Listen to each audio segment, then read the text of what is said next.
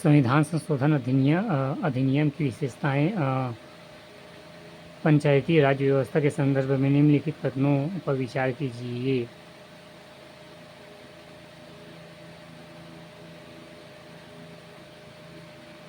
उपयुक्त 20। पहला क्वेश्चन, पंचायती राज व्यवस्था का ढांचा द्विस्तरीय होता है। पंचायती राज व्यवस्था के संदर्भ में निम्नलिखित कथनों पर विचार करें।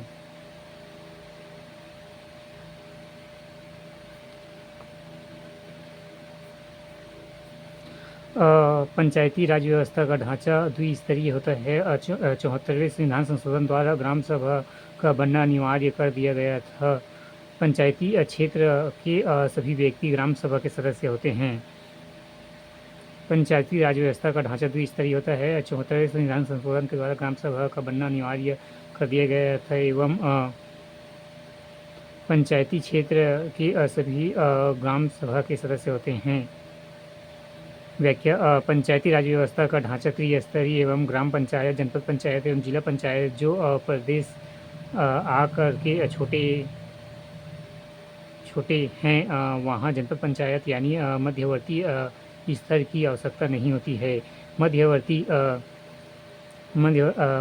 स्तर पर पंचायत का गठन नहीं हो सकता है यदि उस राज्य की संख्या 20 लाख से कम हो तो संविधान के 73वें संविधान संशोधन के द्वारा ग्राम पंचायत को बनाना अनिवार्य कर दिया गया है। पंचायती क्षेत्र में मतदाता के रूप में पंजीकृत एवं वयस्क व्यक्ति ग्राम सभा का सदस्य होता है। अंततः कथन 1, 2 और 3 असत्य हैं, जबकि कथन चौथा सत्य है।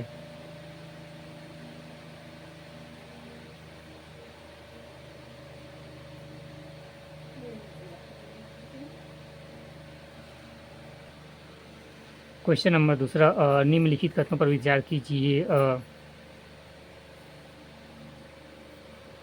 पंचायत के समय पूर्व भंग होने के पश्चात पुनर्गठन पंचायत केवल अपशिष्ट समय के लिए ही जारी रहती है। अनुच्छेद 243 च के अनुसार पंचायत सदस्य बनने के लिए न्यूनतम आयु 21 वर्ष एवं अनुच्छेद 243 अ के अनुसार समय पूर्व भंग पंचायत के स्थान पर पुनर्गठित पंचायत अपशिष्ट समय के लिए कार्य करती है।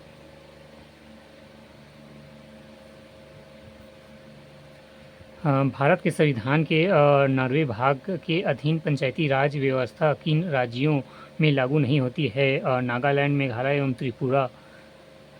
उत्तर सी। व्याख्या। संविधान के 9वें भाग में अधीन पंचायती राज व्यवस्था निम्न राज्यों एवं क्षेत्रों में लागू नहीं होती है। अनुच्छेद 243(1) में निर्दिष्ट अनुसूचित क्षेत्रों, अनुच्छेद 243(2) में निर्दिष्ट जनजातीय क्षेत्र पर, नागालैंड, मेघालय एवं मिजोरम पर।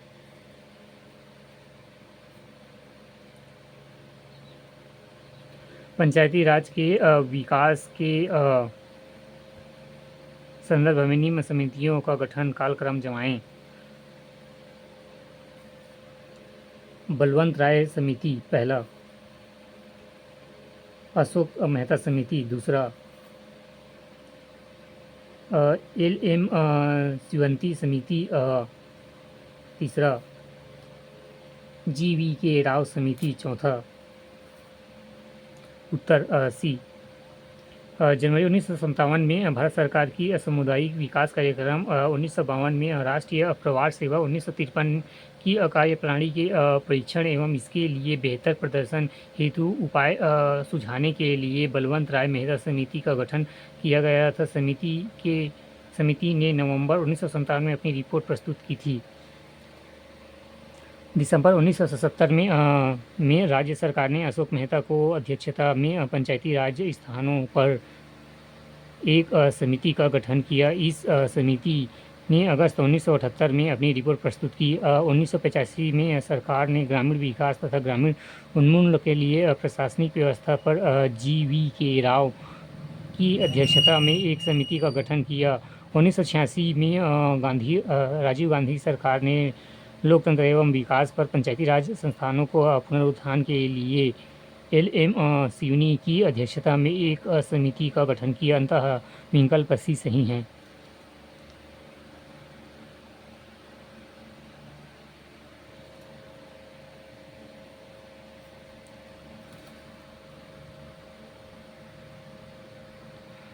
निम्नलिखित में से कौन सी 73वें संविधान संशोधन अधिनियम की आधारभूत विशेषताएं हैं? ग्राम मध्यवर्ती और जिला स्तरों में पंचायतों की त्रिस्तरीय संरचना का उपलब्ध करना, अनुसूचित जातियों एवं अनुसूचित जनजातियों और महिलाओं के लिए पंचायतों के सभी स्तरों पर स्थानों का आरक्षण करना, राज्य निर्वाचन आयोग के नेतृत्व में पंचायतों के लिए निर्वाचित संविधान के 11वां अनुसूचित पर पुनः स्थापना, व्याख्या 73वें संविधान संशोधन के आधारभूत एवं अनिवार्य उपलब्ध निम्नलिखित हैं। ग्राम सभा का गठन, त्रिस्तरीय ग्राम मध्यवर्ती एवं जिला पंचायतों का गठन, लेकिन राज्य की जनसंख्या 20 लाख से कम होने पर मध्यवर्ती स्तर पर पंचायत गठन की बाध्य नहीं। प्रत्येक स्तर पर पंचायत के सदस्यों प्रत्यक्ष चुनाव एवं मध्यवर्ती और जिला स्तर के अध्यक्षों के लिए अप्रत्यक्ष चुनाव, अनुसूचित जाति एवं जनजाति के लिए जनसंख्या के अनुपात में आरक्षण एवं महिलाओं के लिए कम से कम 1/3 आरक्षण बाध्य। 5 वर्षों के लिए निश्चित कार्यक्रम एवं चुनाव संचालन के लिए राज्य निर्वाचन आयोग का गठन एवं चुनाव लड़ने के लिए न्यूनतम 21 वर्ष की आयु एवं हर 5वें वर्ष राज्य वित्त आयोग का गठन आदि।